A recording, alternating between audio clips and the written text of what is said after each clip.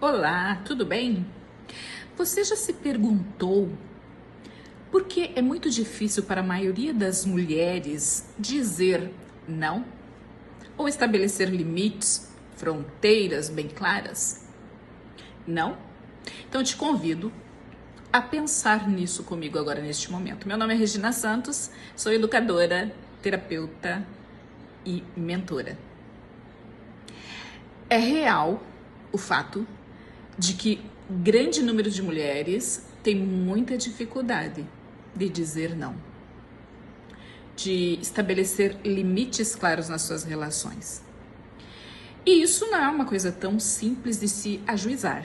Existem fatores, sim, fatores culturais, religiosos, sociais, psicológicos e até biológicos que contribuem para que isso seja uma dificuldade real na vida das mulheres. Eu quero repassar algum desses fatores aqui com vocês, vamos lá? Primeiro, o condicionamento cultural e social. Normas de gênero, por exemplo. Em muitas culturas, inclusive na nossa cultura ocidental aqui, as mulheres são ensinadas desde pequenininhas a serem gentis, serem agradáveis, a serem cuidadoras. E nós cuidamos a vida toda. Não que haja erro nisso, não. Mas todas as coisas precisam estar no tempo certo, no lugar certo e na proporção correta. Tudo que eu falar aqui, não estou dizendo que está errado, tá? A gente só precisa analisar as proporções em que isso acontece. Muito bem. Então, as normas de gênero, né? Somos treinadas para sermos cuidadoras, agradáveis, gentis, acolhedoras, né? E isso dificulta na hora de dizer o não. Uma outra coisa, nós somos treinadas a evitar conflitos, nós somos conciliadoras por natureza. Mãe é uma figura conciliadora. As mulheres que são educadoras são figuras conciliadoras, né?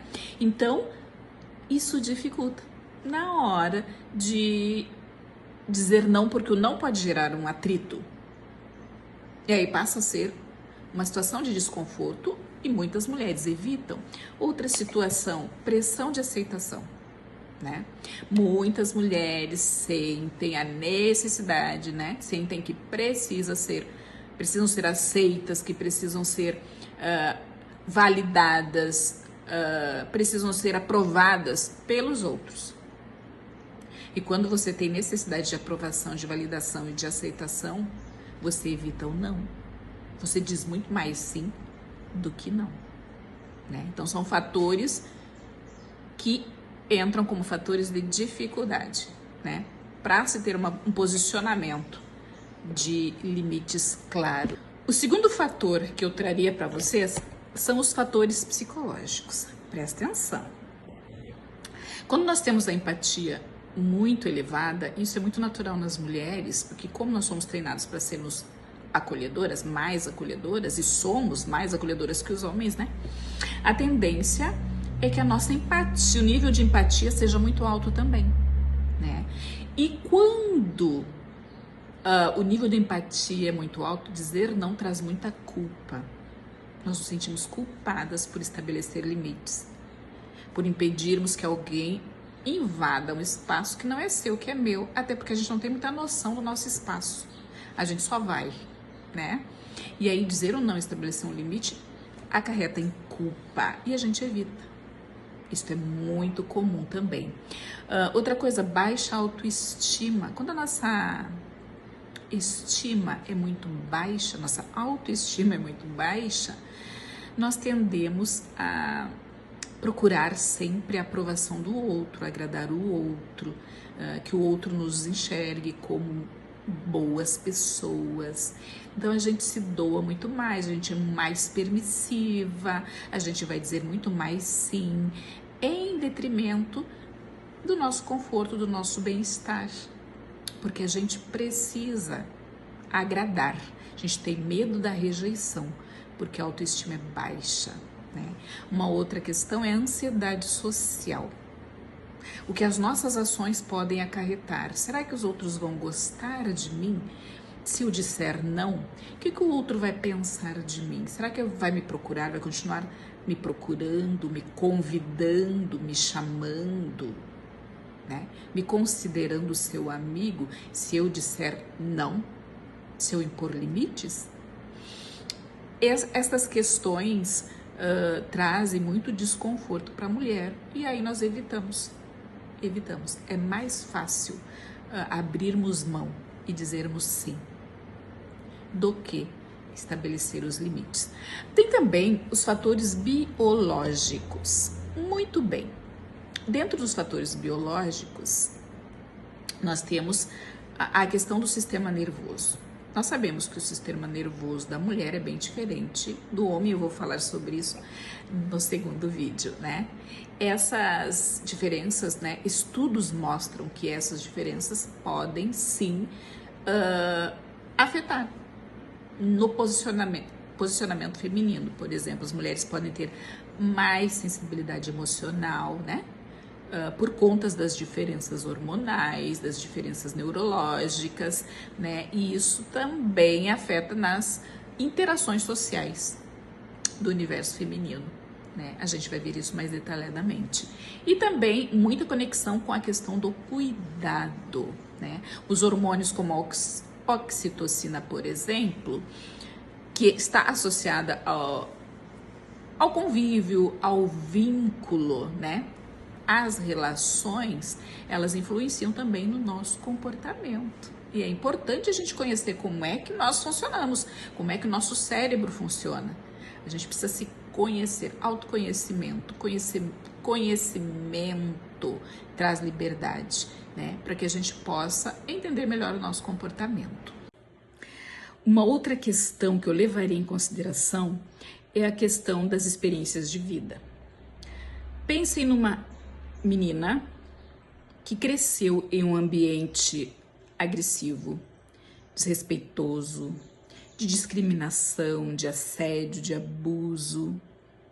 É bem possível que no decorrer da vida, para se proteger, esta menina, posteriormente, né, uma mulher, vai adotar um comportamento mais passivo. Autoproteção.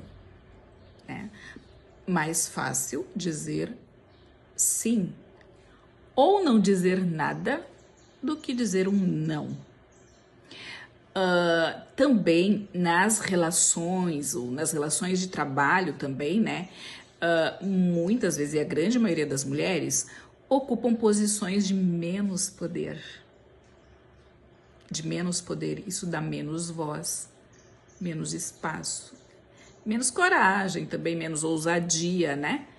Porque possivelmente essa posição de menos poder vai fazer com que as mulheres confrontem menos.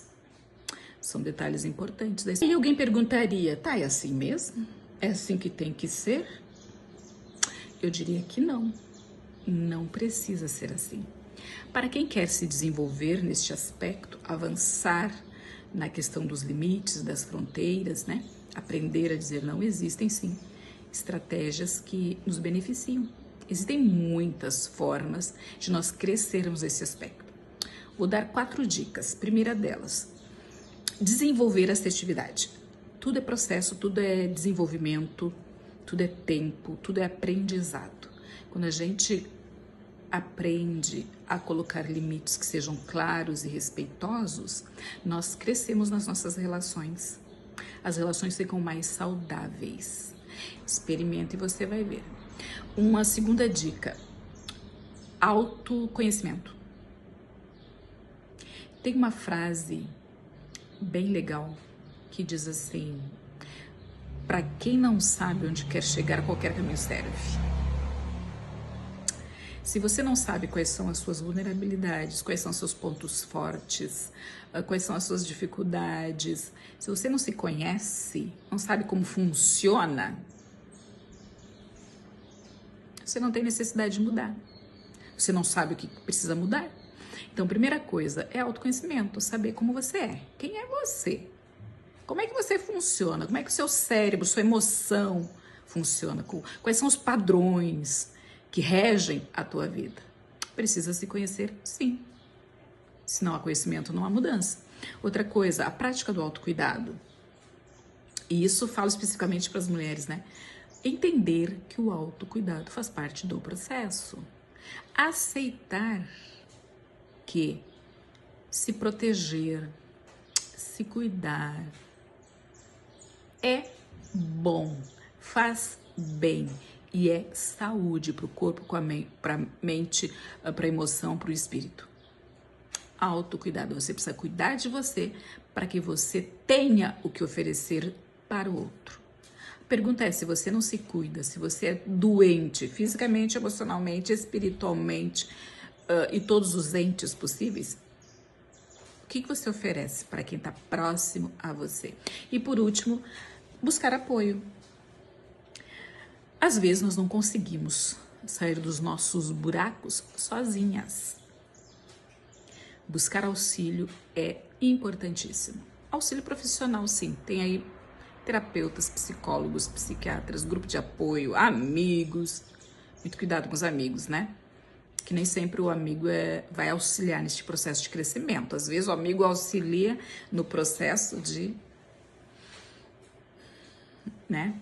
Então, buscar apoio de quem realmente vai ajudar.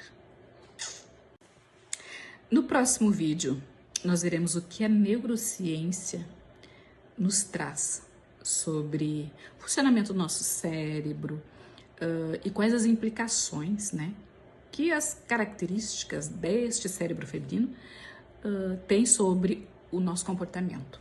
Conhecimento é tudo, não esquece. Quem falou aqui? Regina Santos, terapeuta, educadora e mentora.